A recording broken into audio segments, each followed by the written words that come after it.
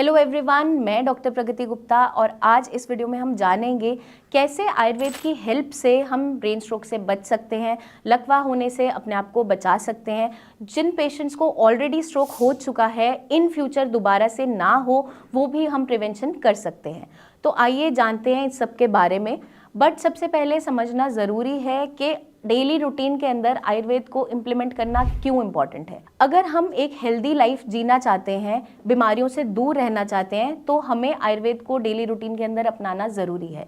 सबसे पहले हम स्टार्ट करते हैं अपने किचन से ही, क्योंकि किचन में बहुत सी स्पाइसेस है जो आपकी हेल्थ को मेंटेन करने में मदद करती है, और बहुत सी ऐसी हर्ब्स भी होती है जो आपको आपके बीपी, शुगर, कोलेस्ट्रॉल लेवल्स को इन चेक रखने में मदद करती हैं।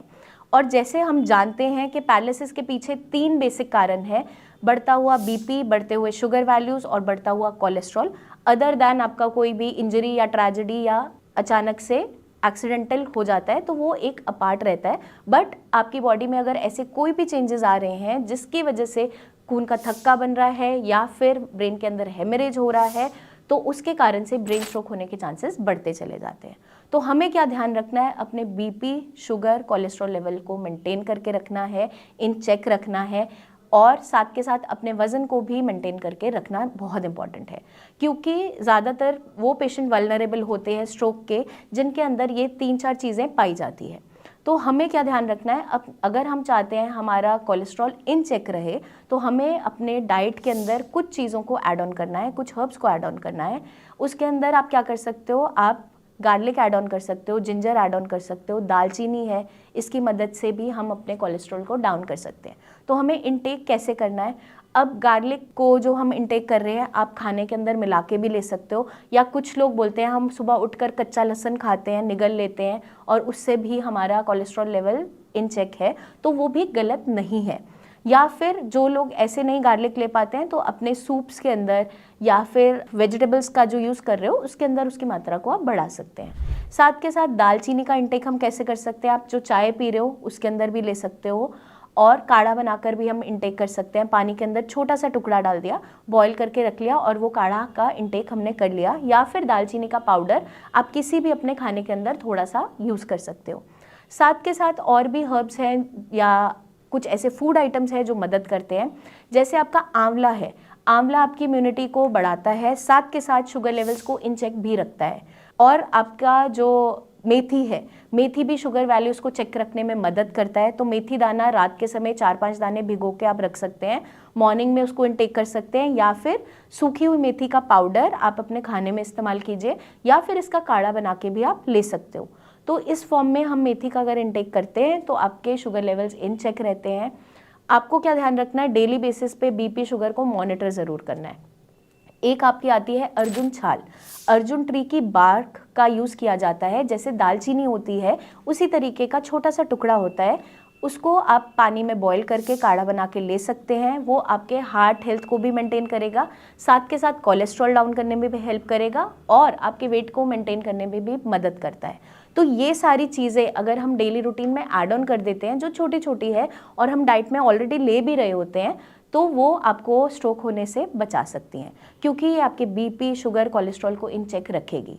बट अगर आपका ऑलरेडी बीपी, शुगर, कोलेस्ट्रॉल बढ़ा हुआ है, जिसके लिए आप मेडिसिन खाते हो और डेली बेसिस पे उसको लेना ज़रूरी है, उसको भी आप साथ में लेंगे, उसको छोड़ेंगे नहीं अचानक से।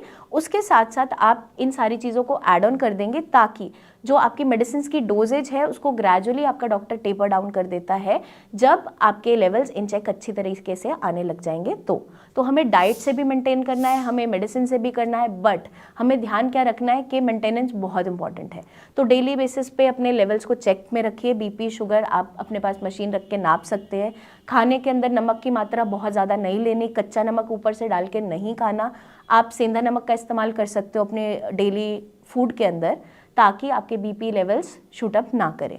अगर हम ये सारी प्रिकॉशंस रखते हैं तो आगे चलकर हम ब्रेन स्ट्रोक से बच सकते हैं। अब आते हैं हम लाइफस्टाइल की तरफ। ये तो हो गया आपका कुछ हर्ब्स और डाइट के बारे में, बट अब हम बात करेंगे लाइफस्टाइल के बारे में। तो उसके अंदर आपको क्या ध्यान रखना है? आपको अपनी बॉडी को स्ट्रेस से बचा कर रखना है, स्ट्रेस फ्री रहने की कोशिश करना है। हर किसी की लाइफ में कुछ ना कुछ स्ट्रेस है, छोटा बड़ा बहुत सारी चीज़ें हैं, बट हम किस तरीके से उसे मैनेज करते हैं वो इम्पॉर्टेंट है। तो अगर आपको लगता है कि मैं चीज़ों को हैंडल नहीं कर पा रहा, मुझे बहुत ज़्यादा स्ट्रेस हो रहा है, नींद नहीं आ पा रही, तो ये आगे चलकर बहुत सी कंडीशंस में आपको लैंड अप कर देती है। एंग्जाइटी है, डिप्रेशन है, पार्किंसन है, बहुत सारी बीमारियां होने लग जाती है। न्यूरोलॉजिकल डिसऑर्डर्स जल्दी आने स्टार्ट हो जाते हैं। बट अगर हम चाहते हैं इन सब से हम बच के रहें, तो हम क्या करेंगे, अपनी डेली रूटीन में मेडिटेशन को आप ज़रूर ऐड ऑन कीजिए, जो आपके माइंड को रिलैक्स करने में हेल्प करेगा। आप कोई भी इंस्ट्रूमेंटल म्यूज़िक, जो भी म्यूज़िक आपको पसंद है, उसको साथ में लगाकर आराम से मेडिटेशन कीजिए, ताकि पूरे दिन का जो भी स्ट्रेस, थकान है, वो एकदम से गायब हो जाए और आपकी बॉडी पे उसका इम्पैक्ट ना आए।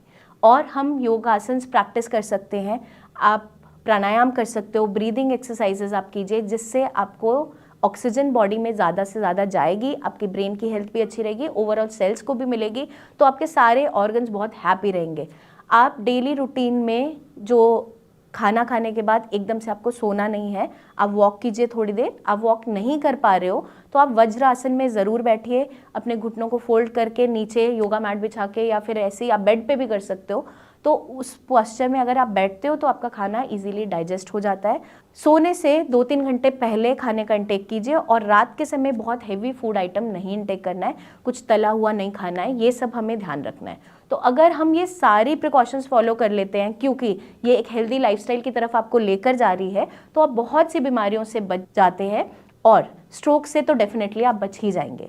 तो मैं उम्मीद करती हूँ काफ़ी हद तक आप समझ गए होंगे किस तरीके से हम स्ट्रोक की प्रिवेंशन कर सकते हैं, ब्रेन स्ट्रोक दोबारा ना हो या फिर कभी ना हो।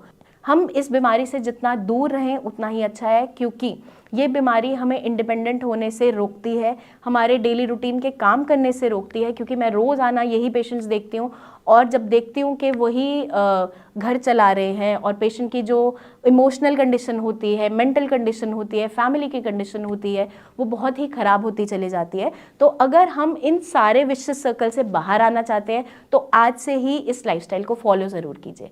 जल्दी हम आपसे फिर मिलेंगे, तब तक के लिए अपना ध्यान रखिएगा, और कमेंट करके ज़रूर बताइएगा कि आपको हमारी वीडियो कैसी लगी, या आपकी जो डेली लाइफ के अंदर क्या क्या चेंजेस आए, हम जानना चाहेंगे। जल्दी हम आपसे मिलेंगे, तब तक के लिए ध्यान रखिएगा।